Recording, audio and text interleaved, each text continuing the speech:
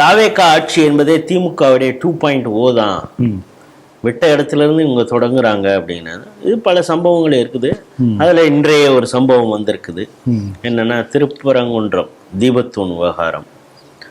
இது கோர்ட் ஏற்கனவே ஜிஆர் சுவாமிநாதன் தனிநபர் அந்த அமர்வு ஒன்று தீர்ப்பு சொன்னது. அதை எதிர்த்து நாங்கள் போகிறோன்னு சொன்னாங்க. இருநபர் அவங்களும் அதே உத்தரவெல்லாம் பிறப்பிச்சாங்க. இப்போ என்ன பண்ணோன்னா திமுக எப்படி கோர்ட் அவமதிப்பை செய்ததோ, தூணில் தீபம் ஏற்றாமல் இருந்ததோ, அதே போல் நாங்களும் செய்வோம். ஏன்னா அப்படி இருந்தால்தான் நீங்கள் அமைதியாக இருக்கும், இஸ்லாமியர்கள் சந்தோஷப்படுவார்கள் அப்படிங்கிறது மாதிரி தாவேகா பேசிகிட்டு இருக்கு. தாவேகா ஆட்சி அனைவருக்கும் பொதுவான ஒரு ஆட்சியாக இருக்கணும், சட்டத்தை மதிக்கக்கூடிய ஒரு ஆட்சியாக இருக்கணும். அதனால தான் நீங்கள் திமுக அழிந்து முருகனிடம் விளையாட்டு காட்டினாங்க. அதனால் அது அழிந்து தாவேகா இப்போ ஆட்சிக்கு வந்திருக்குது. ஆனால் நீங்களும் அதே பாதையில் போகக்கூடாது அப்படின்னு இந்து முன்னணி ஏற்கனவே ஒரு அறிக்கையை விட்டுருந்தாங்க. ஆனால் இப்பொழுது நிர்மல்குமார் என்ன சொல்கிறாரு, பழைய முறையே நாங்கள் கடைப்பிடிப்போம் அப்படிங்கிறாங்க. இந்த செய்தியை எப்படி பார்க்குறீங்க? இந்து முன்னணி அறிக்கையை நான் ஆமோதிக்கிறேன்.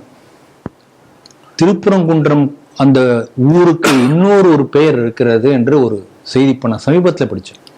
இதுக்கு வரைக்கும் இப்போதான் தெரியும் எனக்கு. அது என்ன, தராசுக்காரர் பூமி. இந்த திருப்பரங்குன்றம் முருகனுக்கு தராசுக்காரர் என்ற ஒரு பெயர் இருக்கிறது. புதுசா இருக்க செய்தி. என்னன்னா அந்த காலத்துல மக்கள் தங்கள் மனசுல கூடிய குறை இப்போ வந்து ஒரு இடத்துல போய் முறையிட்டு இருக்காங்க, உங்களுக்கு தீர்ப்பு கிடைக்கல, அநியாயமான தீர்ப்பு வந்திருக்கு, போய் முறையிடுவாங்க முருகன்ட்டு. முறையிட்டா அவர் தீர்ப்பு கொடுப்பார், ஜட்ஜ்மெண்ட். தெய்வம் நின்று கொள்ளும், சரியான தீர்ப்பு அவர் கொடுப்பார். கொடுத்துருச்சு. ஆமா, கொடுத்துருச்சு.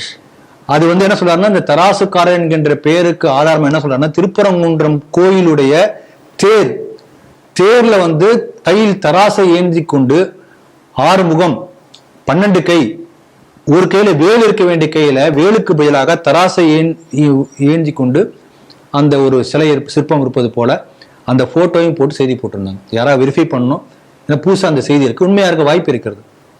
அதனால நிச்சயமாக அந்த தராசை தாண்டி கையில் தாங்கி இருக்கக்கூடிய நீதி தேவையா இருக்கக்கூடிய திருப்பரங்குன்றம் முருகன் நிச்சயம் தண்டிப்பார். அதனால்தான் ஸ்டாலின் வந்து தோத்து போனார். அவரே தோத்து போனார்.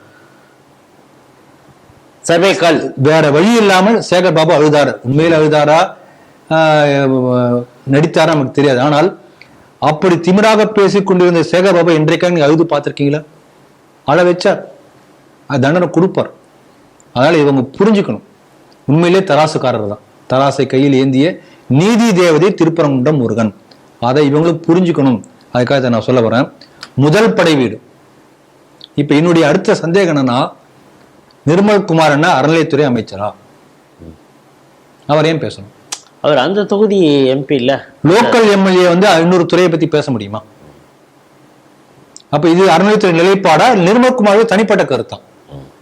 தாவேகாவுடைய அமைச்சரவையில அறநிலையத்துறை அமைச்சர் வந்து சொல்லணும், இதுதான் நிர்மல்குமார் சொன்ன எங்களுடைய கருத்து, எனக்கு பதிலாக அவர் பேசியிருக்கார் சொல்லுவாங்களா? சொல்லலையா? ஏன் மௌனம் காக்கிறார்? இது நம்முடைய கேள்வி.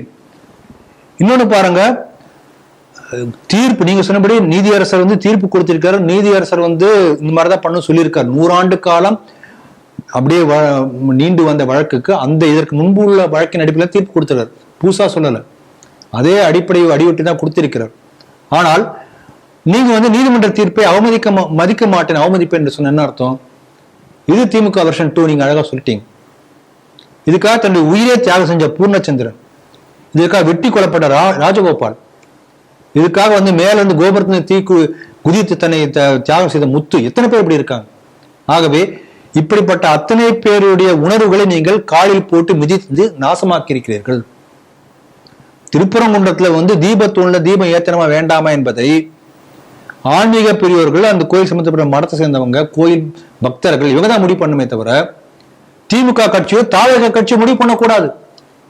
இந்துக்களுடைய வழிபாட்டு இருந்தால் இவங்க எப்படி முடிவு பண்ணலாம்? திருப்பரங்குன்றம் கோயில்ல வந்து இந்த மாதிரிதான் பிரசாதம் பண்ணணும் இவங்க முடிவு பண்ணுவாங்களா? இந்த திருவிழா தேவையில்லை இவங்க முடிவு பண்ணுவாங்களா? இது இந்துக்களுடைய வழிபாட்டு உரிமை, காலங்காலமா இருக்கக்கூடிய ஒரு வழிபாட்டு உரிமை. அதுல வேற பாருங்க, சர்வேக்கள் திருப்பி ஆரம்பிச்சிருக்கார். தீபத்தூன்னு ஏற்கனவே இவ்வளவு பிரச்சனை, சர்வேக்கள் எங்காவது 8 அடிக்கு 10 அடிக்கு இருக்குமான்னு கனிமொழி ஒரு முட்டாள்தனமான உளறல்னா திருப்பி அதை வழிமொழிகிறார் கம்யூனிஸ்ட் கட்சியை சேர்ந்தவர். அதனால இவர்கள் வந்து ஏன் இப்படி பேசுறாங்கன்னா, இவர்கள்லாம் சட்டத்தை மதிக்க மாட்டார்கள், இந்துக்களுடைய உணர்வுகளை மதிக்க மாட்டார்கள், இவங்களுக்கு வந்து நீதிமன்றம் நீதிபதி தீர்ப்பெல்லாம் மதிக்க மாட்டாங்க. இவங்க எதை மதிப்பாங்கன்னா, ஓட்டு என்கின்ற அந்த ஓட்டுனுடைய தீர்ப்பை மட்டும்தான் மதிப்பாங்க. முஸ்லிம்கள்லாம் வந்து இப்ப இதுக்கு இந்த மாதிரி நம்ம பேசணும்னா, அந்த பகுதியில் உள்ள எல்லா முஸ்லிம்களும் ஒட்டுமொத்தமாக இந்த கட்சிக்கு ஓட்டு போடுவார்கள் என்ற எண்ணம் இருக்கிறது. இதே மதுரையில் கள்ளழகருக்கு லட்சக்கணக்கில் வராங்க. எல் விழுந்தா அந்த எல் விழறது கூட இடம் இருக்காது, மனித தலைகளா தெரியாது. போட்டோ ஏரியல் வியூல எடுத்து போட்டிருக்காங்க, ட்ரோன் போட்டோ. அப்ப அத்தனை லட்சம் பேர்ல ஒரு கால்வாசி பேராவது நான் ஹிந்து என்ற எண்ணத்தோடு ஓட்டு போடுகிறான் என்கின்ற நிலை மதுரையில் இருக்குமேயானால் இந்த மாதிரி அமைச்சர் பேசியிருக்க மாட்டார். ஆகவே ஹிந்துக்கள் தங்களை உணர்ந்து கொள்ள வேண்டும். ஹிந்துக்கள் தன்னை உணர்ந்தாதான் மேற்கு வங்கத்தில் பெரிய மாற்றம் வந்து. அதனால்தான் அந்த உணர்வு ஹிந்துக்களுக்கு வர வேண்டும். ஹிந்து முன்னணி தொடர்ந்து போராடி கொண்டிருக்கிறது. அந்த உணர்வை ஏற்படுத்த வேண்டும் என்பதற்காக, ஹிந்துக்களுக்காக வாதாட போராட பரிந்து பேச ஹிந்து முன்னணி பெருமுயற்சி எடுத்திருக்கிறது. ஹிந்து முன்னணி கருத்தை நான் ஆமோதிக்கிறேன். எல்லோரும் ஹிந்து முன்னணிக்கு உங்களுடைய ஆதரவை வெளிப்படுத்துங்கள் என்று சொல்லி இந்த செய்தி நிறைவு செய்கிறேன்.